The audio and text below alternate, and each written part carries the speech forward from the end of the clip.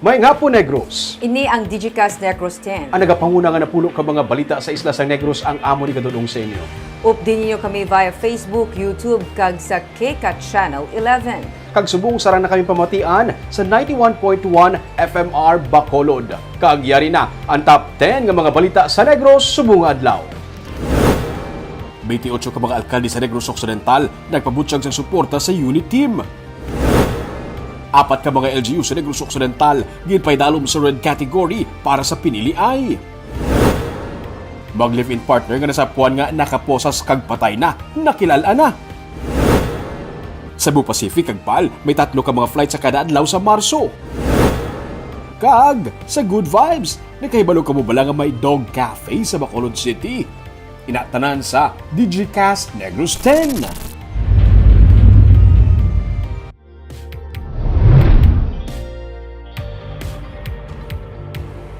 Sa number 10, dugang sa mga flights ang ginapaabot sa bulan sa Marso. Sunog kay Provincial Administrator Efrando Diaz, nakasugilano na ang probinsya sa mga airline companies bahin sa pagpatuman sang dugang nga mga flights. 3 ka mga flights sa kada adlaw para sa Manila-Bacolod-Manila trips ang ipatuman sang Philippine Airlines kag Cebu Pacific Air sumugod sa Marso 1. Sa karon tig 2 ka flights sa kada adlaw ang ginapatuman sang kada airline company. Ang AirAsia naman, suno kay Diaz, magapabilin sa 2 ka flights sa kada adlaw. Para sa Cebu Bacolod Cebu naman, may 4 ka flights ang Cebu Pacific Air sa kada semana kag 3 naman sa PAL.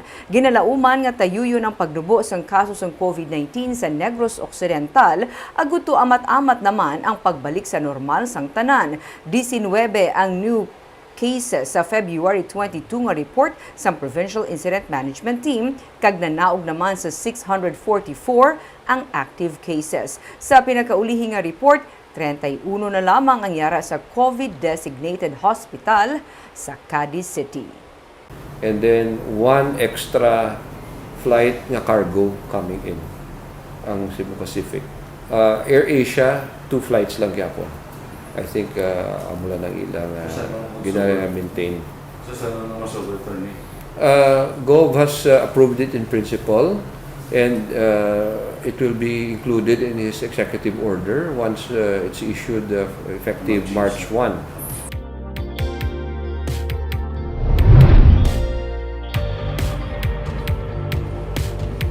Sa number 9, Bacolod Comelec magasapol sa mga punong barangay nga ila iga-deputize sa pag-monitor sa mga kampanya sa ilan nasakpan nga mga lugar.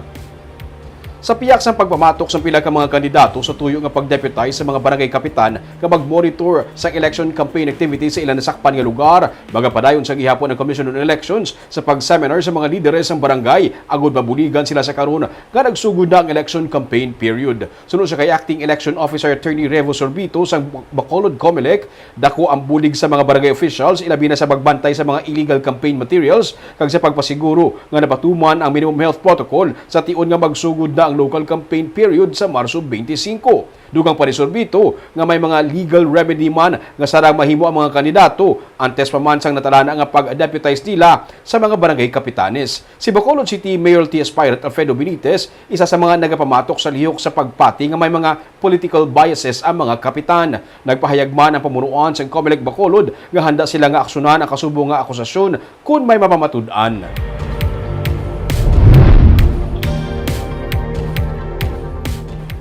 Sa number 8, sa tunga-tunga sang bulan sa Marso kung sa una nga semana sang Abril ginapaabot ang liwat nga pagbukas sang Mambucal Resort and Wildlife Sanctuary.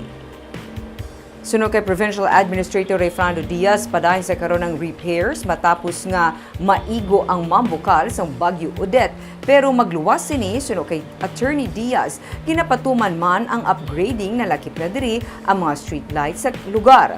Hindi lamang ang bahin sa mga magabisita o kung sa guest ang ginapaayo, kundi bisan pa ang barak sa mga empleyado. Luyag sa probinsya nga plastado kag handa na ang tanan sa pagbukas sini, labi na sa tion sang summer. No? May ara kita security office, may clinic kita da nga gina pa-improve subong so that plastado gid ang tanan nga mga facilities, services when we are open for public. Ang target, sir, open. Ang repair siguro of the street lights kag sa aton nga electrical lines will take us about a week or two. Base in time gina for summer. Hopefully mid-March or first week of April makasugod na kita. Sa number 7,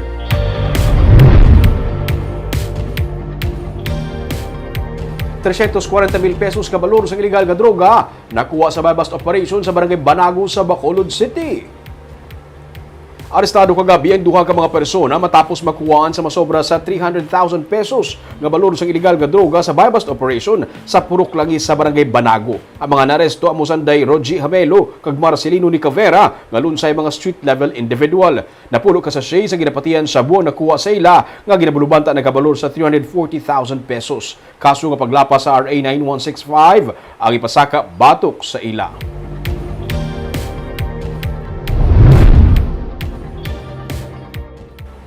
Sa number 6, drug personality nga tag-iya sang salakyan nga gin-ambush ang ginamonitor na sang PNP.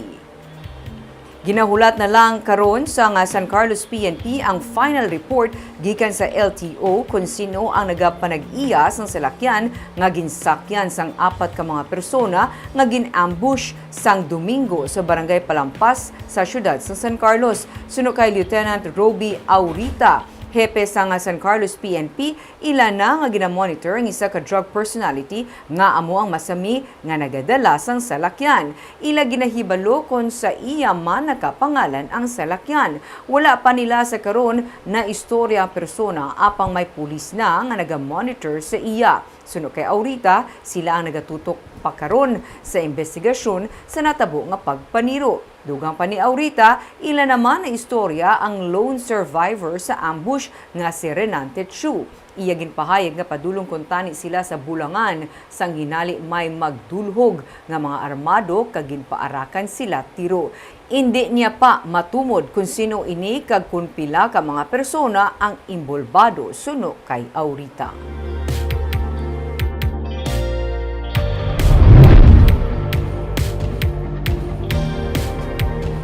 Sa number 5, magtiyo nga responsable sa pagpaniro sa guwa sa isa ka hardware sa Barangay Mao sa Bago City, ginkasuhan na.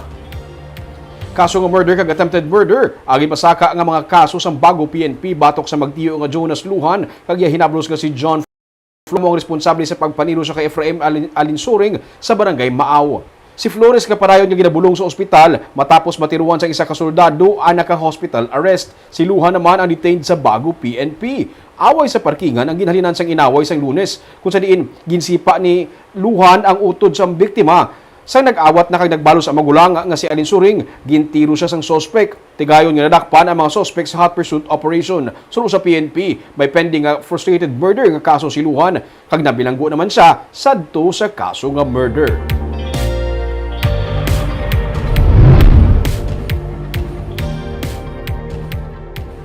Sa number 4, mag-live-in partner nga nakaposas kag naka-packing tape ang guya nga nasapwan patay ang nakilalaan na.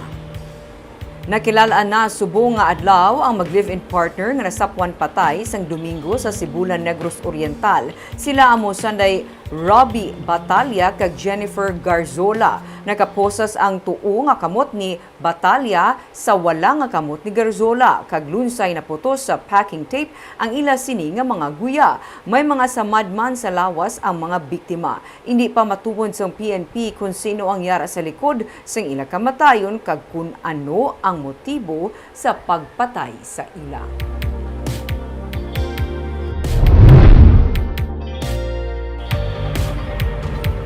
Sa number 3, mga sugar industry leaders nagsapul sa kay presidential candidate Ferdinand Marcos Jr. sa tuyo nga mabuligan sila sa karon sa problema sang sugar industry.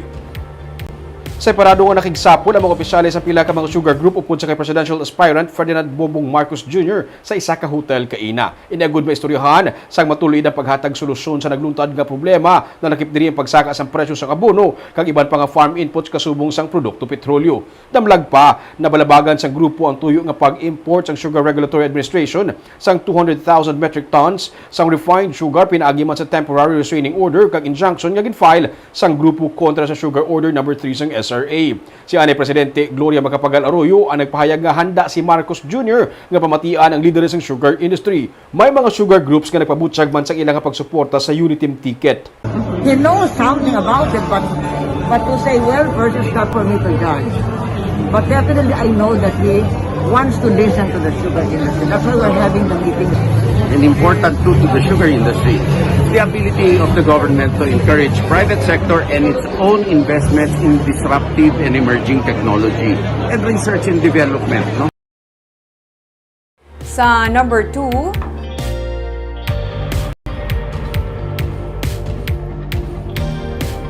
mahimo nga wala na sang may magadugang pa sa 18 ka mga LGU nga ginakabiga area of concern sa ginapaabot nga pinili ay.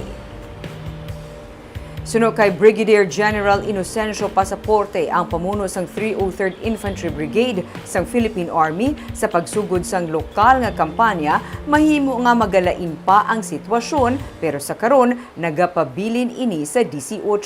Apat ka mga lugar ang ginpaidalom sa red category kag ini ang nagalakip sang Banwa sang Calatrava, Moises Padilla, Canduni kag syudad sang Escalante. Pila sa mga nagkalain-lain nga ginbasehan para sa red category amo ang kombinasyon sang indi magdubo sa duha ka mga rason. Ang serious armed threat sang NPA sa lugar, posibilidad sang paggamit o kun pag-reorganize sang private armed groups kag na-record nga violent election-related incident. Orange category naman ang 13 ka mga banwa kag syudad bangod sang serious armed threat sang NPA, kag yellow category naman ang Don Salvador Benedicto bangod sang posible paggamit o kon pag-reorganize ang private armed group.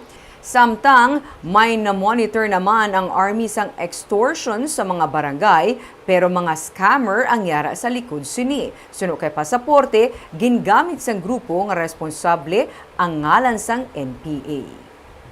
Ang mga current areas na 18 daw more or less same, no?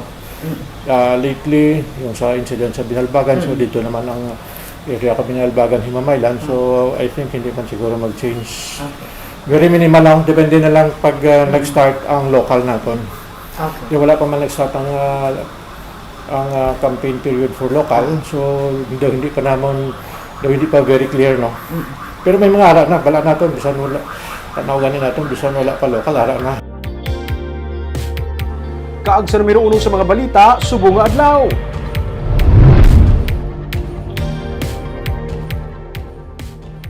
Bentiocho sa 31 ka mga alkalde sa Negros Occidental nagpabutyag sa suporta sa Uniteam ticket ini sa ilang pag-abot para sa ilang grand rally sa Bacolod City subong nga hapon. May report si Nico Delfin. Sa meeting sa mga local chief executives ng probinsya upod sa Uniteam ticket, ila ginpabutya ang all-out support para sa Sanday Presidential Candidate Ferdinand Bongbong Marcos Jr. kag Vice Presidential Candidate Sara Duterte Carpio. 28 sa 31 ka mga alkalde sa mga banwa kag syudad, magluwas lang sa syudad sang Sagay, Cadiz kag Sipalay ang naghatag sang commitment sa pagsinapol upod sa Uniteam nga ginpatagayon sa isa ka hotel sa Bacolod. We have already decided that we will be supporting BBM and Sara team. Nakita man nato ng ambal ni BBM na this is a united team. Like San Carlos City. With all the history that has been going on and also with the support of the previous presidents that we have.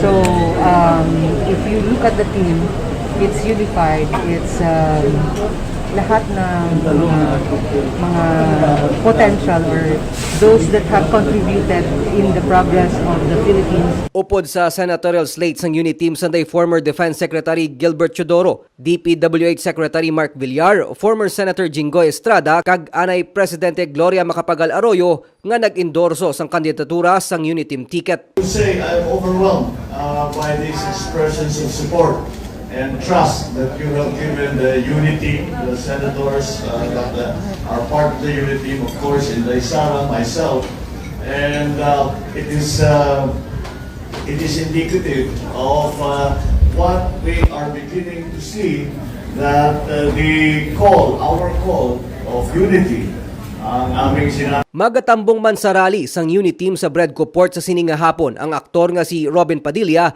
nga guest candidate sang partido. Antes ang Grand Rally, nagkaravan ang unit team nga ginbuylogan naman sang linibo nila nga supporters halin sa Silay, Pabacolod.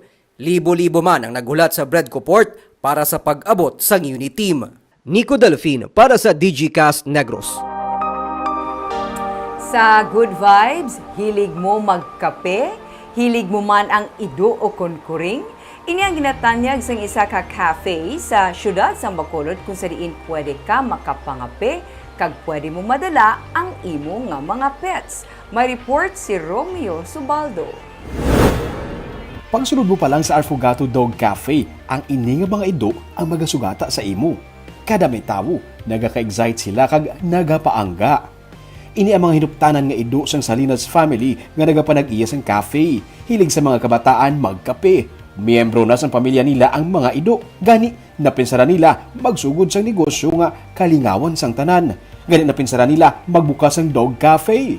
Namin, may family business lang kami tanan, ako si nanay, mga mangod ko, si tatay. May enjoy kami. Then ang dogs, then may coffee. So, I forgot. Hilig nyo kita kape, man. Istorya sang ilananay nga si Rosemin.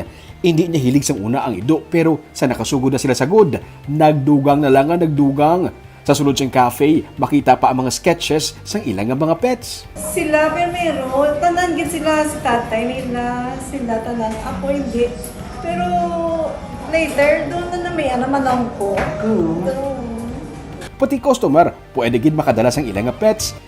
Kag nakahibalo ka mo bala nga mayara man gani sang menu para sa tawo, mayara man sang para sa pets.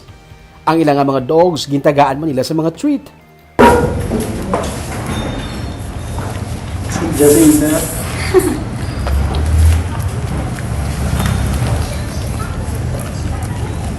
Pwede man maka-order sang cake for dogs o kung birthday sang imo nga pet ka gusto mo sa tagaan sang birthday party, pwede mo maokupar ang bilog nga cafe.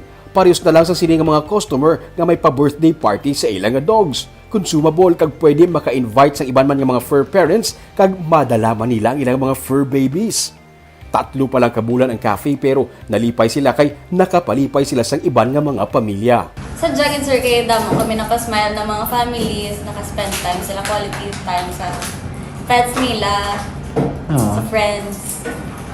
Family friendly gini ang amon nga wholesome gini bala sir ang business nga napili namon. Ang ilagani piyak balay, nanginsuki na nila nga customer. Ay, barba mo to.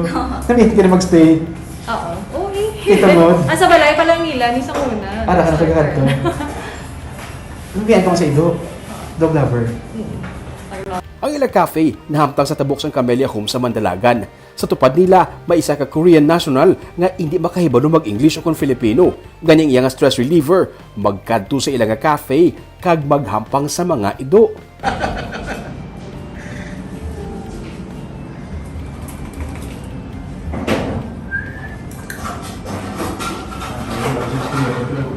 Para sa pamilya Salinas, hindi lang ininegosyo, ilalang ang ginhimo ang hilig nila, ang kape, kag ang ilang mga hinuptanan. Parang ka namin kaya ilang mga interest, coffee, kag dogs, na mo ilang negosyo. Feeling ko swaka da Ming. May lisa kape, may ara sang dogs. Pero kanami na parang sang ilangan na himo ko na yung kang nakita nila nga hindi lang sila nalipay kundi may mga family nga upo nila nga mga dogs nga nalipay sa sina nga klase sang serbisyo nga ilang natanyan. Damo naging sa nag-innovate kami. Gani. Kaaga pa itong mga balita sa Negros subong adlaw. Kay man sa panahon karon importante nga may ihibalo ka sa nagakatabo sa imo nga palibot. Kung dapat balansa kag eksakto ang mga impormasyon. Paraan kami nga magapangalagad sa Negrosanon. Ako si Barbara Mijares. Tubtub sa buwas ako naman si Romeo Subaldo, mayong hapon.